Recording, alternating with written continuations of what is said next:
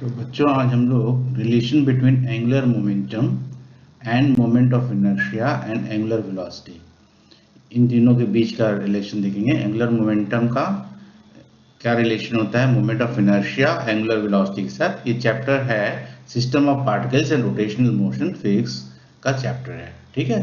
तो इसको हम लोग आज इसका डेरिवेशन देखेंगे, तो उससे हमको रिलेशन मालूम पड़ जाएगा। तो सबसे पहले क्या करते हैं, एज यूजुअल मैं एक बॉडी ले लेता हूँ, रिजिड बॉडी, ठीक है। रिजिड बॉडी ले लिया, इसका ये मैंने एक्सिस ले लिया, ठीक है। ये यहाँ से ऐसे रोटेट होगा, omega is the angular velocity. ये जो रिजिड बॉडी है इसमें as we know there will be n number of particles, ठीक है।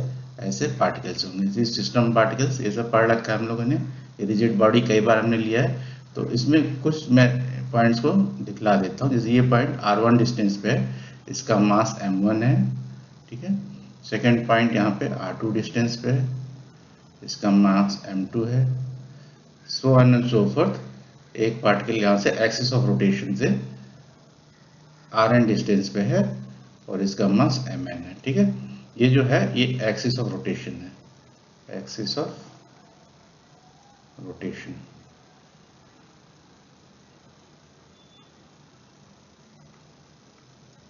इसको मैं नाम दे देता हूँ O dash. O dash is the axis of rotation और this is a rigid body, ठीक है। कैसी बॉडी है, रिजिड बॉडी है।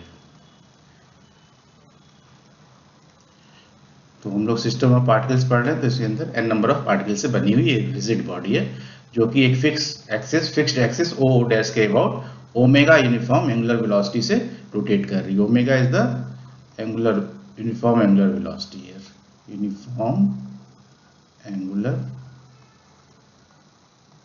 वेलोसिटी, ठीक है। तो पहले कुछ बातें जो हमको मालूम है उनको रिकैप कर लेते हैं। ओमेगा क्या होता है बच्चों, by definition omega is equal to angular displacement upon time, ठीक है। This is by definition, this we know already. Omega is equal to theta by t, theta is the angular displacement, t is the time. तो जो कभी भी कोई rigid body अगर ये rotate होगी, मान लो इस एक्सिस के अबाउट, ठीक है, तो इस रिजिड बॉडी में मान लो हमने इसको एक रोटेशन कर दिया, तो इसमें जितने भी पॉइंट्स हैं इस बॉडी के ऊपर, सिंगल पॉइंट, सारे पॉइंट्स सिस्टम ऑफ पार्टिकल्स है ना, जितने भी पार्टिकल्स हैं वो एक रोटेशन पूरा 360 डिग्री, या जिसको थीटा बोलो, एक एंगल पूरा थीटा, जितने टाइम में एक पार्टिकल कवर कर रहा है उतने टाइम में सभी पार्टिकल कवर कर रहा है, सेम एंगल, ठीक है। मान लो एक पूरा रोटेशन कर दिया, 360 डिग्री रोटेशन कर दिया, तो थीटा इज 360 डिग्री, और मान लो उसको करने में 2 सेकंड लगा, तो सभी पार्टिकल्स को 2 सेकंड लगा, करेक्ट। तो theta and t, that is angle of angular displacement and time, both are constant, same है, सभी पार्टिकल के लिए सेम है। तो ओमेगा की वैल्यू क्या हो जाएगी, कांस्टेंट हो जाएगी, ओमेगा विल बी कांस्टेंट। तो यहां से क्या हो जाएगा, uniform velocity and omega is constant. in this case omega is constant because theta and t is same for each particle, every particle angular displacement and time taken is same, ठीक है। तो omega is constant here, तो ये note करने वाली बात है। now we know that there is a relation between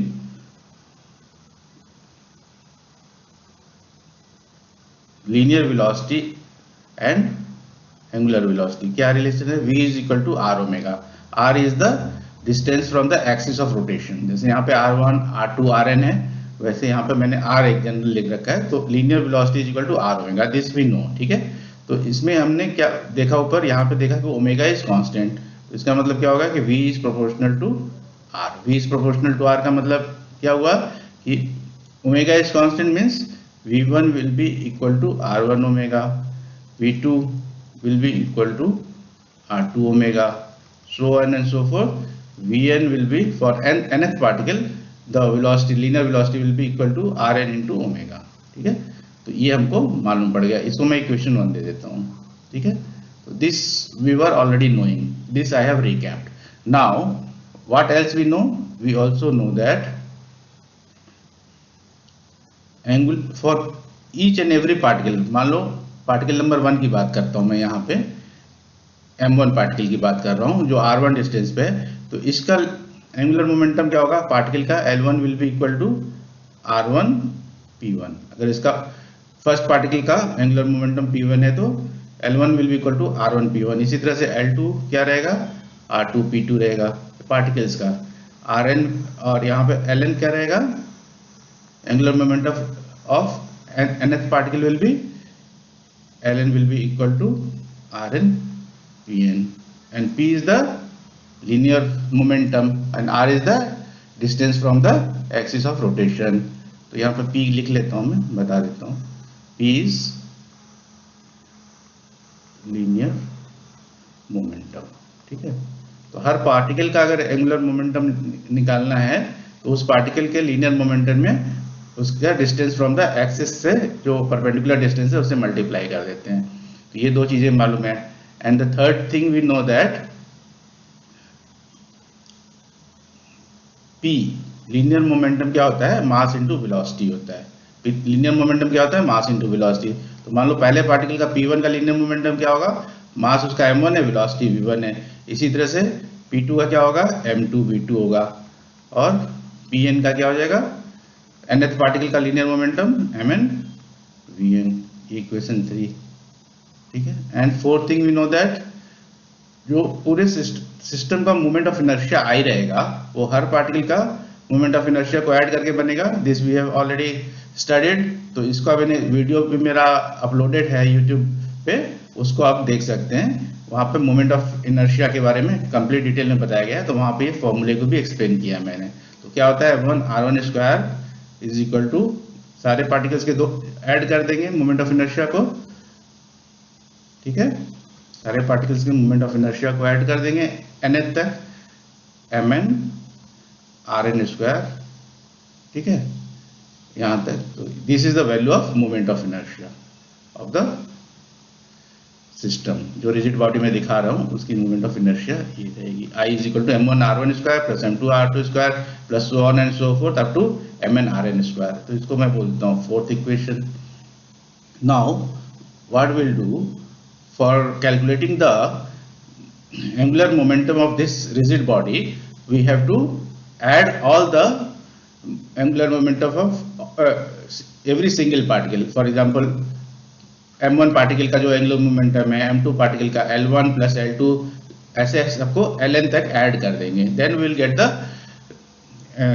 total angular momentum of this rigid body. तो सिंपल है, तो इसको निकालने के लिए लिखेंगे टोटल एंगुलर मोमेंटम, या ऐसे लिख दो एंगुलर मोमेंटम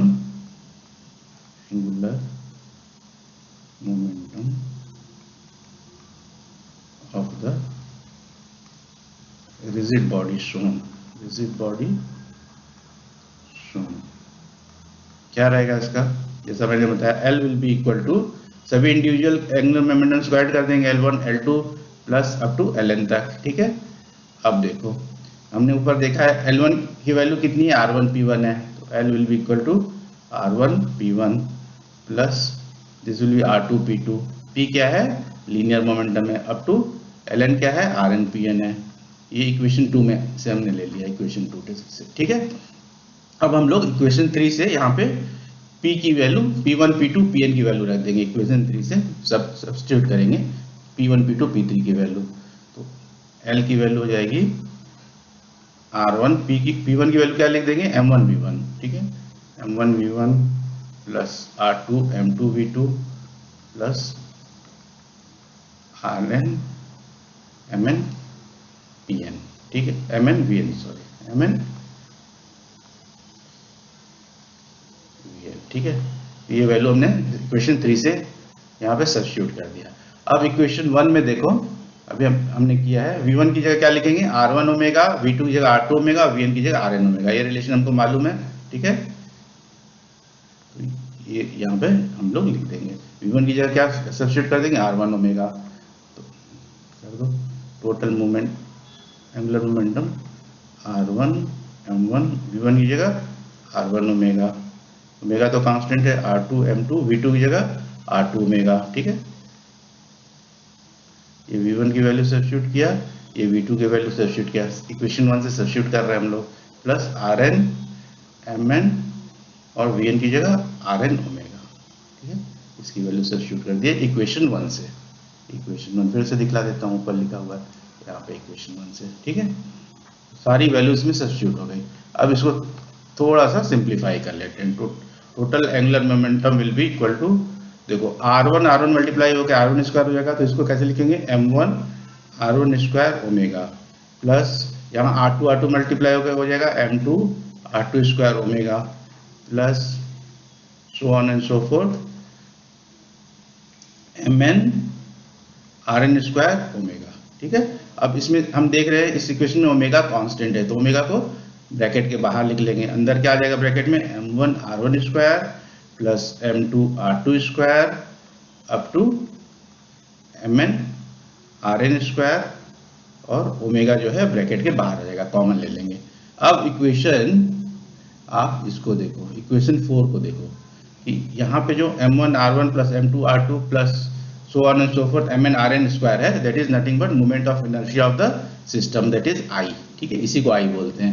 तो यहाँ पे क्या इक्वेशन 4 से क्या सब्स्टिट्यूट कर देंगे, इस ये पूरे एक्सप्रेशन की जगह I लिख देंगे, L is equal to I omega, and this is your relation between angular momentum,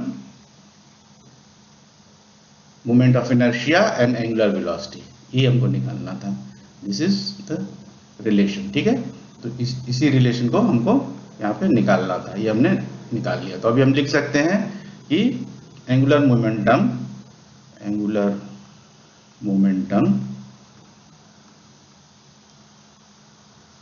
is equal to moment of inertia. I को क्या बोलते हैं, I is moment of inertia into angular velocity.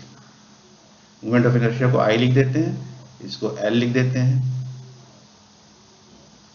angular velocity, and this is the relation we have found.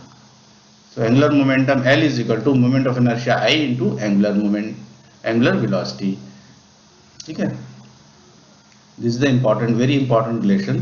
ये result को आपको mind में रखना है, you have to retain in the memory, because इसको डायरेक्ट न्यूमेरिकल्स में यूज करेंगे। और जब हम लोग पढ़ेंगे कि कंजर्वेशन ऑफ एंगुलर मोमेंटम, तो वहां पे इस फॉर्मूले को कंटिन्यूसली हमको यूज करना है, समझ के। ठीक है, तो L is equal to I omega, you will retain in your memory, in your mind. This is very important derivation. ये डेरिवेशन कभी पूछ भी सकते हैं, और आपको ये भी मालूम होना चाहिए कि इसका ओरिजिन क्या है, कहाँ से आया है डेरिवेशन। तो today we have learned about the relationship between angular momentum, that is L, and moment of inertia I and angular velocity omega.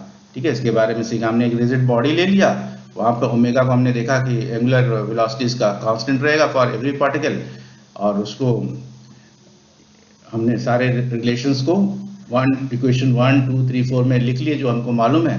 उसके बाद total moment of inertia calculate करने के लिए हर पॉइंट का मोमेंट ऑफ इनर्शिया ऐड कर दिया, L1 plus L2 up to Ln, और फिर उसकी वैल्यूज इक्वेशन 1 2 3 4 से इसमें सब्स्टिट्यूट करते गए, and finally we got the relation that L is equal to I omega, angular momentum is equal to moment of inertia into angular velocity.